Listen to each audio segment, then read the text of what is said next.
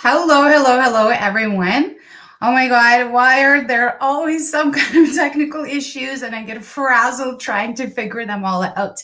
But we're here, it's working. I think that we are live. If it is indeed working, please let me know that you can see me, that you can hear me.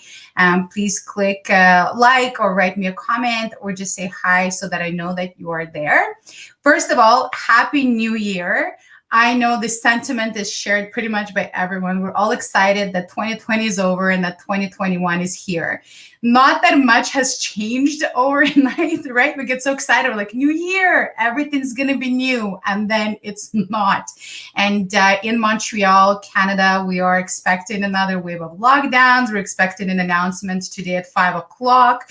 I was going to ask my guest today if he can read the minds of our politicians to see what is going on and what's going to be going on. But let me not dwell on this big sore spot that I have. Let me instead dive right into a really fun and exciting and entertaining discussion. No pressure, Jonathan, now that I set it up like that. With my first guest of 2021. You know, we had an amazing lineup during 2020. Thought leaders, speakers, authors from all over the world that blew our minds. And I wanted to make sure that we kicked off 2021 in a really exciting way as well with a really awesome first guest. And we're doing just that. We're doing exactly that. Hi, Marielle. Nice to see you. Hi, Erin. Hi, Lisa. Happy New Year. My guest today, and I am reading his book, and I have to tell you, for some reason during the holidays, I could not read anything at all. I watched a lot of just really nonsense things. I also watched The Queen's Gambit because the whole world told me to watch it. So I watched part of it. Many of you might not know, but I was a big-time chess player growing up in Ukraine. So a lot of flashbacks with that show, but let's not digress. The only book that I've been able to read during the holidays, and I'm still reading, see, I'm still about midway through, is Think Like a Mind Reader. So first of all, it's a very cool name. And second, it's a very engaging read. And third, I'm really excited and fortunate to be interviewing Jonathan Pritchard, who is the author of this book. Jonathan's really interesting. Okay, he's a mind reader. So of course, I'm going to start off with the cliche questions of, well, what's a mind reader? What do you do exactly? You know, what does that mean? It sounds very catchy. Can you really read minds? Are you reading mine right now? I'm going to get into some Soviet paranoia as well. And his book, I highly recommend. It is so engaging. And well, I'll talk to Jonathan about it, but it's teaching me a lot of other things. It's not, anyways, we'll get into it. But it's very, very interesting read. I'm taking a lot of notes. And who endorsed him? Dorie Clark did. And if you don't know who Dorie is, you really should. She's really awesome, really interesting. She's expert on personal branding, which I know is a very hot topic for me. Happy New Year, Nadia. So without further ado, I'm so excited to be kicking off 2021 with our guest, the mind reader, Jonathan. Hi, Jonathan. Welcome to the show. Thank you. Glad to be here. So you heard I said it was going to be entertaining and exciting and insightful, all those things. You got it. Fortunately, that's my wheelhouse. That's what I've been doing my whole life. So no pressure. Good. I'm very happy to hear that. And I think we all need that. We need some just excitement and some lightness. And, you know, when I asked you before we went live how you were doing, you said everything's great, nothing to complain about. And you know how few people are saying that these days. Yeah. There's always challenges. There's always going to be something to worry about. And yeah, the only time that there's going to not be anything to worry about is when I'm dead. So as long as I'm alive to experience this thing called life, I'm a happy camper. Good perspective. Okay, so I'm starting with the obvious question that I told you. Of course, the obvious question, I'm gonna ask it. What's a mind reader? Is that like a gimmicky thing? Mind reader? Are you really a mind reader? What does that mean exactly? It is kind of a gimmicky thing. Technically, I'm a mentalist by training and by profession. So most folks have even less of a clue of what a mentalist is. So I just say mind reader to get the point across. But a mentalist is a type of magician that has specialized in mind reading tricks. And they are tricks. I don't claim to be genuinely psychic. I don't claim to be able to tell what the lottery numbers are. If I did, I wouldn't be here. I'd be in Vegas just making millions of dollars off the lottery. So mentalism is a smaller portion of the magic umbrella, and it's all just applied psychology, showmanship, and moxie, just having the gumption to pull these tricks off on stage. And that skill set has taken me around the world. And the principles that I use on stage, I realized early on, I was like, wait a minute, the principles I'm using to make the show work, I've used in my own life to be able to book these amazing opportunities. So then once I kind of realized the meta lesson of, oh, this is useful beyond just distracting people for an hour, right? Because that's what you said. We need some fun. We need some distraction from 2020. That is a noble cause. It is awesome to be able to help people forget their issues for an hour. And that's what I do on stage as a performer, as an entertainer. At the end of the show, though, I'm sending them right back out into the world with exactly the same problems. Right. The message of the show is you can do things that you never imagined you were capable of doing, that you're so much more empowered than you ever believed was possible. That's the message. It's more effective to me now to show people how these principles work. And that's at the heart of my training and consulting and teaching and why I write books and all of that kind of stuff. On stage is entertainment. Behind the scenes, it's all education and trying to share as much of these principles as I can to give people the tools that they can use to solve their problems themselves without having to rely on me for the rest of their life. I love that a lot. But I'm still curious. How does one become, okay, I know how somebody becomes a magician. Like, you know, like even like some kid, the kids are growing up, they're like magic kids in stores and they go, I want to, you know, be a magician one day. Or, you know, they're entertainers that come to birthday parties and then that's how you learn about it. How did you learn about being a mind magician? How did that ever come up on your radar? Do you remember that?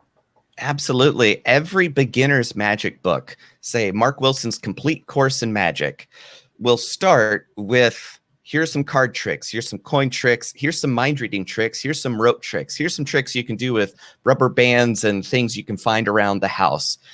And you just kind of taste all of it. And I grew up doing coin tricks and silly find a card trick, those kinds of things. But the mind reading tricks just always seemed to be more impressive to people. And when you're a 13-year-old kid doing a mind reading trick, it'll really freak people out, right? telling somebody what street they grew up on. So I was kind of drawn to how big an impact the mentalism tricks would have. So any beginner's magic book that you could find at a library, which is kind of where I spent a lot of my childhood. After school hours, I just hang out at the library reading art books and magic books. That was it. So in those books, you can find all the beginner mind reading tricks you could ever want. And just like anything, whatever catches your fancy, whatever you're curious about, that seems to be the rabbit hole that you go down. So starting at the general magic interest, trying a little bit of everything, and then realizing, oh, these mind reading tricks, that's really up my alley. And then about in college is when I decided to focus solely on the mind reading angle.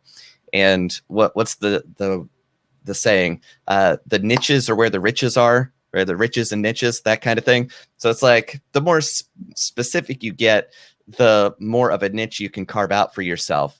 Nobody needs a magician. Nobody needs a birthday party clown. Nobody needs a mentalist. Everybody needs to understand how their mind works so that they can make better decisions for their life and business. So that's why I kind of transitioned from just being an entertainer, which is a noble cause in and of itself. Again, distracting people for an hour from the problems. We all need that. The movies, multi-billion-dollar industry. So people want that distraction. To me, there's more value to add to the world by helping companies be more effective, by helping salespeople be more effective, by helping individuals get more interesting problems next year than they had this year. So that's kind of my angle. Okay, well, I'm curious to know how your family reacted to that, intense interest and also choice of career, because I can tell you when I was growing up, I got so obsessed with card tricks. I was maybe 7. I still remember them. And they're good ones. Like you just have to remember things and patterns. And it's very impressive to people. So you feel that instant gratification because people go, how, and what did you do? I love that. And I also remember having those, my God, and I have not thought of this my whole life since childhood, what I just remembered. But I had this kid when I was growing up back in the Soviet Union, or maybe already it was Ukraine. No, still Soviet Union. These magic tricks, those boxes, and they're like different things, and like the cups and the whatever, and double bottoms. Obsessed with that. And even now, having kids, I book the magicians less for them, but more for me. This just blows my mind. I find it amazing.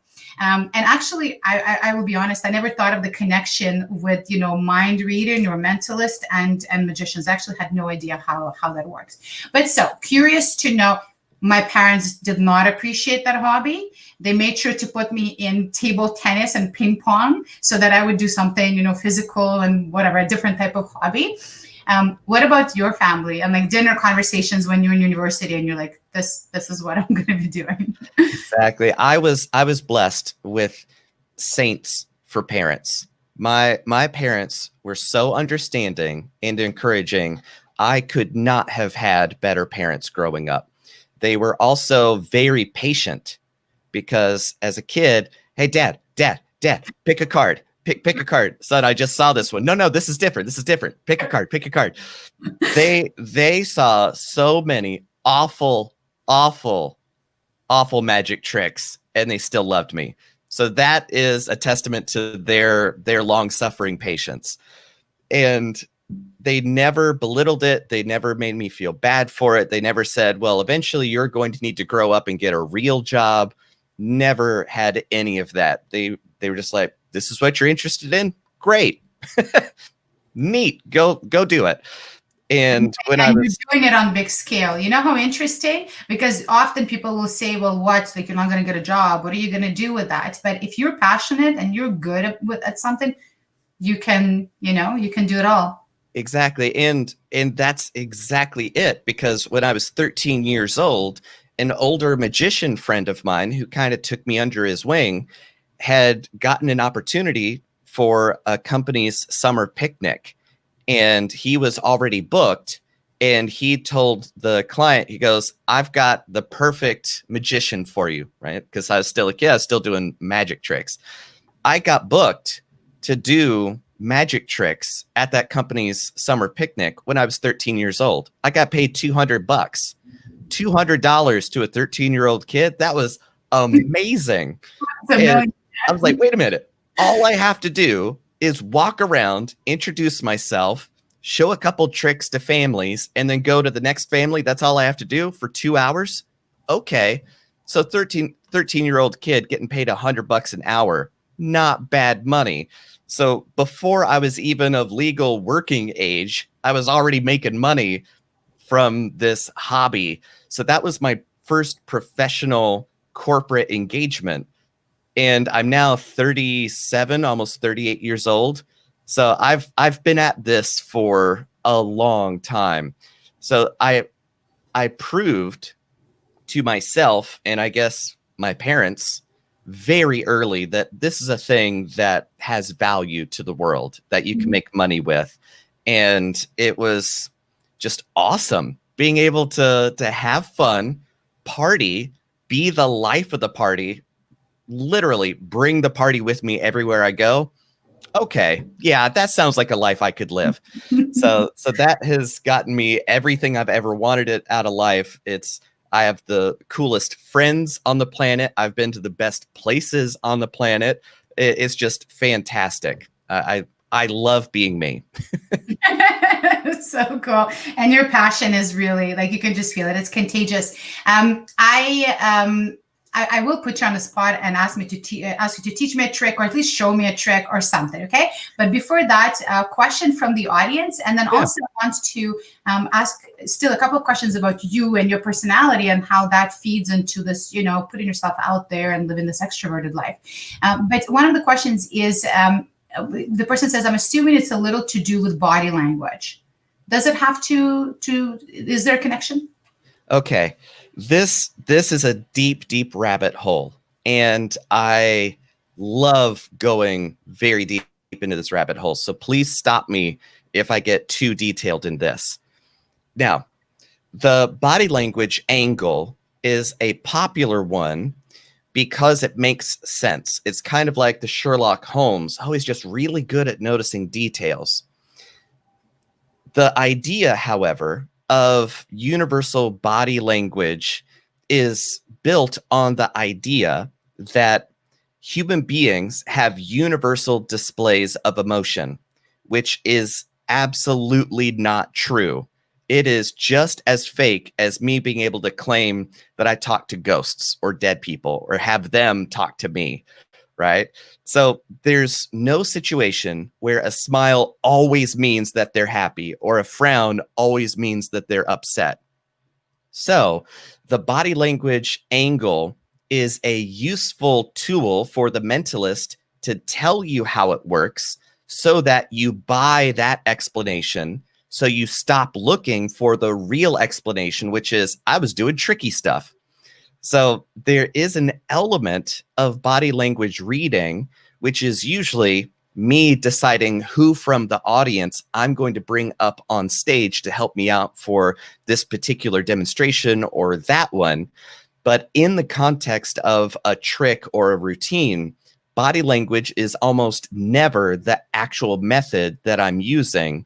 It's the stated method to give the audience a thing to believe so that they no longer question what's happening.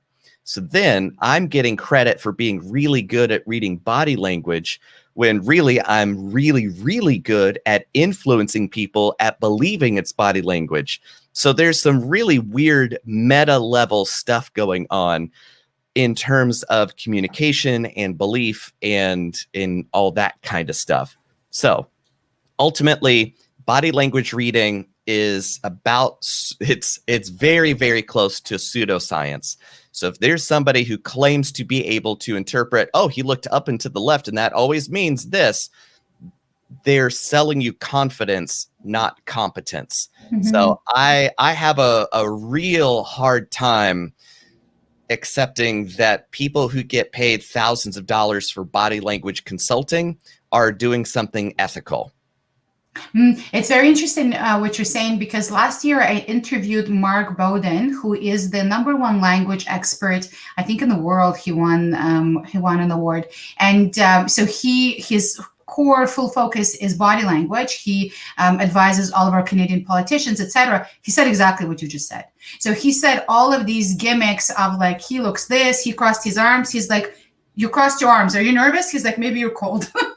And you're just like, keep it warm. So, and he was talking about just the complexity of it and how those gimmicky things, they feel so warm and fuzzy to our hearts because we want to have these little hacks. Our whole life has become hacking everything, right? So we want to hack everything. But yeah, he too spoke about exactly what you just said.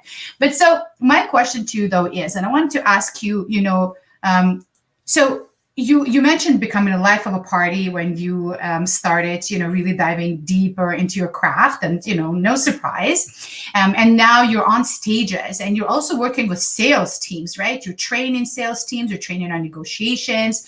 You represent companies in trade shows, and we'll talk about that because that's just very cool and unusual. But you also say in your book that you're shy. Absolutely. There's a lot of people who are shy and growing up introverted or shy. I don't know if you equate the two at all. They feel that, no, they choose to be behind behind the scenes, right? Behind closed doors. So how do the two coincide in you? And then after this question, I'm asking you for tricks. You got it. So for me, there are two separate things to think about, which is what I prefer and what I do. I prefer to stay by myself for days, stay indoors, go nowhere, see nobody, talk to nobody. I'm fine doing that. You don't get to be world class at anything by spending all of your time talking to people. I spend almost all of my time by myself working on different skills and techniques. And then, oh, this is a cool technique. Let me do this. It'll never see the light of day. It's not going to ever get me paid. It's not going to be something that I do in front of an audience, but I'll spend 6 months working on something just because it's interesting to me. So I am intensely introverted by orientation. I've always preferred being by myself than being in large groups of people. Having said that, I also recognized that it was the outgoing people who made friends easily who always got the opportunities. They got the girl, they got the promotions, they get everything. So learning how to behave in an outgoing way is conducive to me getting everything I've wanted in life. So I am much more comfortable being in front of a large group of people because that's my office. I know that dynamic inside out. When it's my show or I'm doing a keynote presentation, whenever I'm doing what I do, I've done it 1,000 times. So it's just another day at the office. That's where I'm comfortable. If you put me in a social situation or at a festival where there's thousands of people and I got to be in the middle of it, way too much going on. I hate being in a crowd of people, would rather be in front of it. So that's kind of it. I learned my shtick. I've learned to be outgoing, but I would much rather prefer to be indoors by myself for days on end. But it's hard for me to get paid doing that. So I've learned how to leverage my shtick, my script, my preset behaviors of doing the show, doing the speech, doing the whatever. Okay, I've got that, but it's kind of like a dog and pony show. I know what I'm going to do. I do it. I know what the results it's going to get me. That's great. And then after the autograph line is done, it's time for me to go home. Interesting. But then is writing books, because you've written several books, is that do you write yourself or do you have a ghostwriter? I write myself. I would love to have a ghostwriter. That would be fantastic because to me, a really good ghostwriter is able to crawl inside my head, see what I'm trying to say, and then say it myself. Because sometimes, all right, I'm a world-class communicator. Literally, I'm a world-class communicator. My communication skills have literally taken me around the world. Okay. But trying to do that for myself is oftentimes like trying to tickle me. Like it's not going to happen. I'm just too close to the project to see it accurately. So it's actually really helpful to have an outside person be able to get their perspective and then go, I think you're trying to say it this way. I was like, yes, that's exactly it. So having a ghostwriter would be great. So I might employ them in the future. But to date, all my books are actually me writing them. And they're the result of 20 years of traveling the world, talking to people after shows, after keynote speeches, whatever, signing autographs. The same kind of questions keep popping up. So then I go, okay, these are the things that people want to know from me. So I'll just take all those conversations and build a chapter out of it. And that's how I build the books. It's like an FAQ, but in book format. Exactly. I love it. I relate to what you're saying. I co-founded a personal branding agency not so long ago, especially to answer, exactly what you were just mentioning, because when we're too close to, I was going to say we're too close to ourselves, clearly, but, to our own content, sometimes it does blinds you as to, how to best package, sometimes you're like, is this boasty? Is this not? Is this the right tone? So much easier sometimes to do it for others than for ourselves. So I relate to what you're saying. And I do have some questions about your book. But first I want the trick. Is Well, that just like a weird question? I'm not framing it as in like what I mean yeah, exactly, but just anything. it's not a weird question. I totally understand. For me though, the tricks are interesting, but how the tricks work are even more interesting. Mm-hmm. And not even how this trick works, but how all tricks work is Mm-hmm. the most interesting. So I could do a trick, but to me, that's not the most useful way for me to share my time, right? So I'm going to give you the secret to every single magic trick, every single mind reading trick you've ever seen, right? So Okay, that here was it is. like a big promise there. Exactly. So Okay. you're not going to see this anywhere else. I'm the only person in the world that has come up with this definition, which is the magician or the agent of action, the person performing the trick. The magician or mentalist creates a context for the audience to make logical assumptions that are later shown to not be true. That's it. That's the whole thing. The person who has orchestrated and designed the entire experience knows what to say, do, be at the right time for the viewers, the audience, to come to certain conclusions about what it is that they've just seen that are in no way in alignment with reality. And then the magician reveals what the truth is, and the distance between what's real and where the audience is the capacity for amazement. So in literal terms, so the magician shows the box is empty and the audience goes, "Yep, I'm looking, I can see all in it. It's empty. I know it's empty." Then the magician puts a cloth over it, whips it off, and now there's a tiger inside. Wow, there's a tiger in there.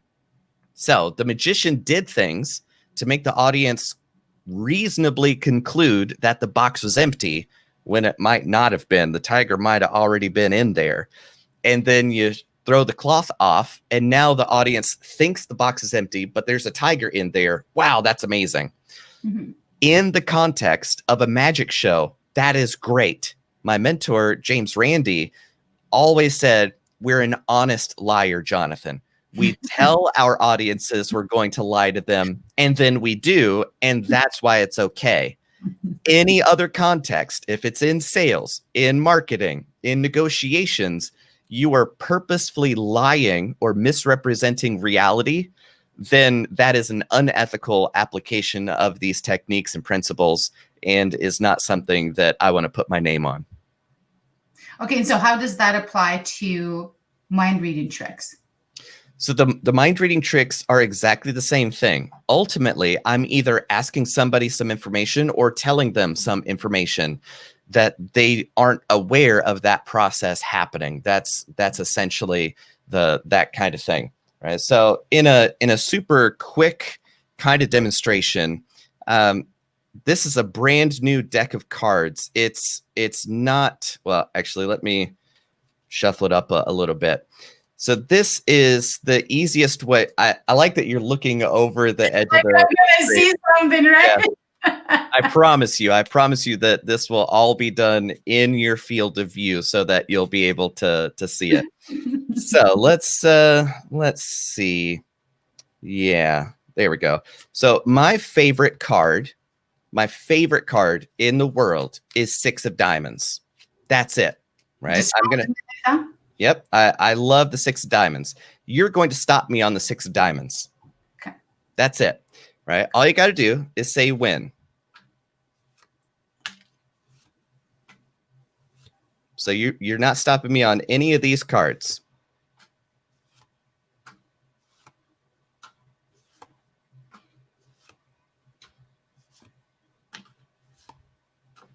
I love card tricks so much.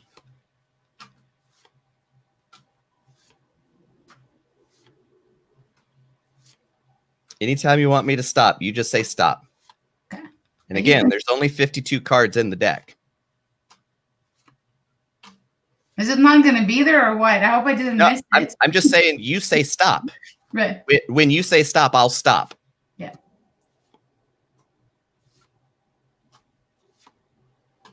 We only have this many cards to go. Was it going to be there? No, you have to say stop. Whenever you say stop, I'm Okay, going to stop. So But- you want to stop here? Yeah, but I didn't have to stop when it's 6 of diamonds. Well, you stopped me at this card. Yeah, I stopped at this. Okay. Yeah. Do you want me to keep going, or do you want to stay here? Because No, that's let's stay here. you're sure you want to stay here. Well, I'm not that sure. I'm sure enough. Okay. So you stopped me at this card. If you had gone any farther, ace of clubs, two of clubs, three of clubs, those cards, right? You could have stopped me anywhere else, but you stopped me at this card. Yeah. Which is the 6 of diamonds. Of course it is. So there you go. There's your trick. How did you do it? I did it very well, thank you. You did it very well. Damn it, ask a stupid question. So that's what I'm saying. Explaining how this trick works isn't going to help you in life. Explaining how tricks work will give you more skills, but understanding why tricks are possible in the first place will help you understand how you're being lied to, how to perceive people trying to deceive you, understanding where you might be mistaken about what you believe about a situation or a person or an opportunity. So seeing into why that is amazing to you is the most interesting thing in the world to me, more so than how this trick or that trick works. Why are we human beings wired in a way that we can be tricked? When you understand how that process happens, it helps you in every single area of your life, because there are so many things that you believe about yourself, about life, about others, that's simply not true. But you never understand that that's happening because you can't see it happen yourself. So when you see a trick like that, it's like a portal into understanding, oh, I could be wrong about things. To me, that's the most valuable lesson that we could ever learn as a person. I love that. You look at it as a much bigger picture. And that is what I noticed in your book as well, and why I've been enjoying your book so much. It's not just narrowly focused on, just a thing. You're talking about just so many things that have to do, like I'm just learning better routines and better habits and how to be a better human being in some ways. And that was one of my questions, was why? Why is your book about all those different things? And I guess you're explaining it now, because to you, this is just kind of a symptom, if you will, or just a means to an end. Is that I'm understanding correctly? Exactly, because these tricks all work because of how the human mind operates. Not at a specific what's happening in this trick. It's more of this is fundamental human psychology. I don't care where you grow up. Anywhere on planet Earth, that's going to be interesting. About, now, wait a minute. Why in the world did I stop at 6 of diamonds? You said it was going to happen, and I tried to make it not happen. And no matter what I did, wait a minute. What is going on there? So that means that it's working at a level that is more fundamental than an American culture or a South American culture or a French culture or Chinese culture. It's fundamental human psychology. As a magician, as a mentalist, I have unique experience and insight because I've spent a literal lifetime thinking about why are these tricks possible in the first place. And once you unlock that, you then see how your thinking affects every decision that you make. Every decision, because every choice you make is a human decision. What area of your life doesn't have a person at the heart of it? There isn't one. Every single piece of technology you use was thought up by a human being. Every single thing that we use, every tool that we use was born from the imagination of a human being. So understanding fundamental human psychology is essential to being more effective as a human being, at building better relationships, doing it more quickly without undermining trust. Every single part of business, every single part of life is a human relationship angle. And the quality of your relationships, the upper ceiling is going to be set by how you think about the world. So the longer people go not understanding that their fundamental wiring affects every area of their life, the longer they're going to take to start making change. So that's why doing a trick is great, but its implications, its understanding can apply to every single area of life. That's why every single business guru I've ever seen talking about the psychology of this or the psychology of that, I go, you don't understand this as well as I do, because you can't stand on a stage in front of 3,000 people and use the principles you're claiming to understand to entertain a room full of very logical, very smart, very intelligent human beings with lies, right? So it's kind of like learning how to be a painter. You have to know how light works, how shadow works, how color works. You have to be able to perfectly paint reality before you can learn how to paint a dragon that's not real, but paint it in a way that is completely believable. So painting your imagination in a very real way is in some ways the pinnacle of skill. So if you can't pull off a magic trick, you're not a world-class communicator. Hmm. Interesting. I love the much broader perspective that I did not expect at all. Never thought of it that way. So it's really, really interesting. And you've got some very, very impressed viewers saying, "What? And how did he do that?" And I'm sure you get that quite a bit. Question for you. Yeah. Marielle is asking, what is one recommendation or tip you can give us today, which can help us understand people and colleagues at work better? Ooh, that's not an easy one. Mhm. That's like asking, how do I play Rachmaninoff on piano? Really, the secret is you just hit the keys in the right order. That's all it is. Very simple, not easy to do. Mhm. Ultimately, all of this boils down to asking more questions. That's it. Me as a mentalist have been listening to people my whole life. That's really at the heart of it. When you think you understand your colleague, when you think you understand so and so, you don't. You need to ask more questions. Then you need to ask questions to test your understanding. And then you'll see that you still didn't have it right. Then they'll explain what it is, and you go, oh, okay, I get it now. It's kind of like this. And you communicate what it is you understand. And then the other person will go, no, you still don't get it. So at the heart of understanding others is the ability to ask good questions to understand their mind, not to challenge them, not to show them that they're wrong, but to ask questions to understand their perspective, to understand what it is they're trying to get across, and also having space to allow that to happen. Mhm. So never punishing honesty is really important.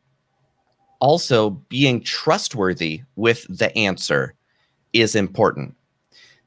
In a meta context, people know in my shows that I'm not going to make fun of them, because even though I'm being silly, even though I might have sarcastic jokes, ultimately they know that we're all here to have fun and that I want to treat my audience members with love and respect. And like your friends, the people you love the most are the people you're going to rib the most and razz them, right? So that genuine caring has to be at the heart of all of that. So you have to be able to be trusted with the truth if you expect the truth. So that's why you have to be able to be trusted with their honesty, which means you can't be mad at them for their honesty. You can't punish them for the honesty and that kind of thing. So it takes phenomenal communication skills. It takes phenomenal trustworthiness and rapport building. So it's not easy to be trusted with other people's ideas. Yeah, and you know what it takes and why it's so hard, and you talk about it in your book as well, is it's all predicated and actually being interested in the other person, like actually being interested. And that's rare, and that's not usually right. And you talk about it. I love that you talked about it in your book, Think Like a Mind Reader, because yes, first you have to get like genuinely curious about others and interested. And I think that answers another question that we got, which is how can this be applied to interview situations?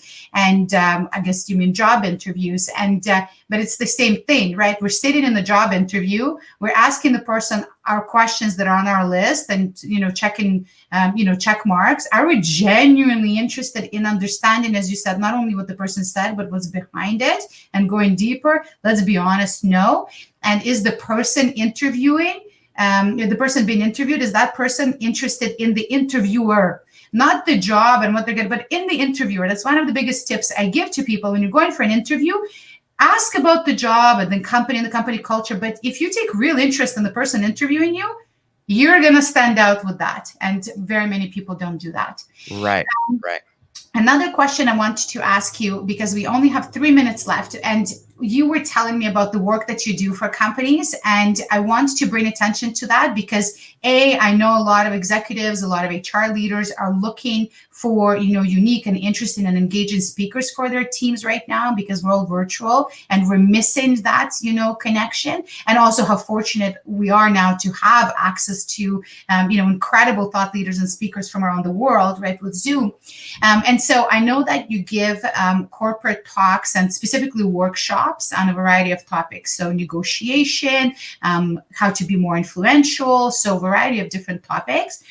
But you mentioned the work that you do at trade shows for organizations, and I thought that was just really interesting and unexpected and unique. You're full of unexpected and unique things, so that's really cool. So if we can just close with you talking a little bit about that. You got it. So at trade shows, those are a rich opportunity to fill your pipeline for the next year or 2 years sometimes, because everybody there is a prospective client. Everybody there is to do business. So that is the main strategy that a lot of my clients have for getting new business. So it's ultra important to make the most out of the time that they have for the trade show to be open. The trade show floor is open X number of hours. All right, let's run the numbers. If you bring 2 salespeople, they can have about 4 conversations an hour with good leads. So 2 people times 4, that's 8 leads an hour. Multiply that by how many hours the trade show floor is open. That's how many good leads you could expect. Okay, that's how most people run the numbers on how valuable a trade show is. Then they book me.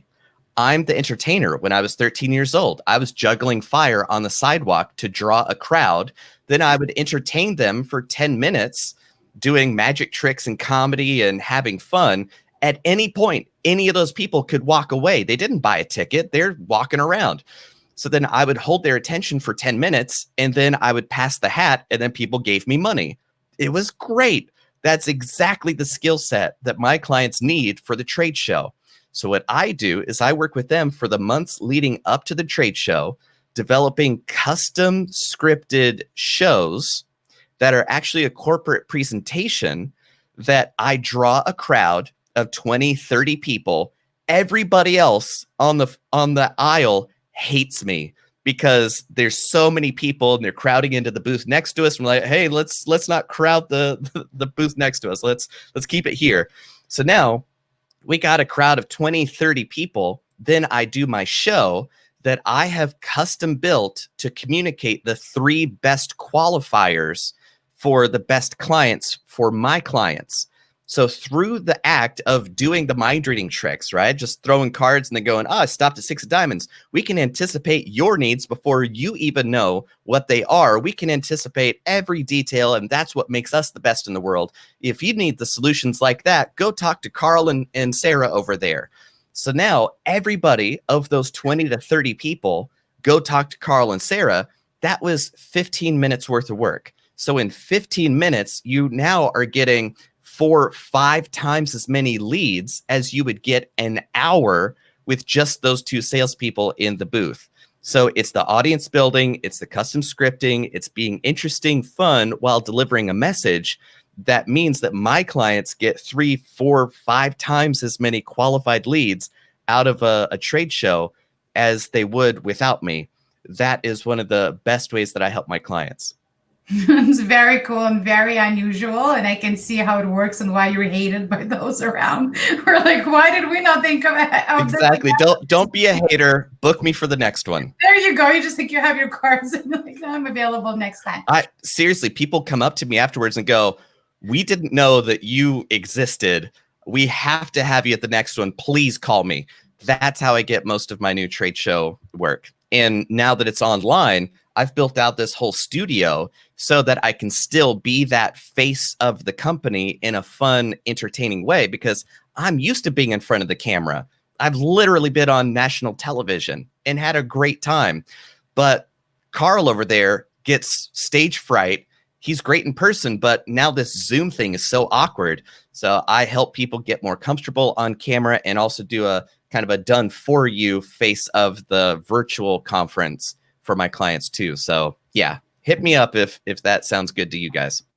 Awesome. I will share your information with everyone, and the link also to your website where you have all the information of the type of work you do, but also anybody looking for engaging and interesting workshops for their teams. It's been a lot of the same, like the same types of topics, even if it's different speakers, it's all become very redundant. And you're a breath of fresh air. So that's really cool. And Julian, you mentioned you can't find the book on Amazon. I'll drop you the link so that you're able to get the book. It's really, really interesting. Yeah. Thank you so much for your time and for coming on. You really, I've noticed that your book has opened my mind. I've been taking a lot of notes, but so did this conversation. It's one thing to do things and just, the gimmicks and the fun and what really catches people's attention. But you're looking at it from such a broader perspective, and, it really opens the minds, and you're all about the mind, opens up the mind further, and is quite thought-provoking. So thank you very much. Well, it's an honor to be able to share my thoughts, and I appreciate the opportunity to be able to share them with your audience. So thank you so much for having me. I genuinely appreciate it. Awesome. Thank you, everyone, for being here. Thank you for all of the thank yous that you're sending our way as well. Connect with Jonathan. What an amazing first guest for 2021. And we will continue season 2 of the show. Thanks so much, Jonathan. Thanks. And thank you, everyone. Thank you for participating. Thank you for being here. And I will see you all in 2 weeks.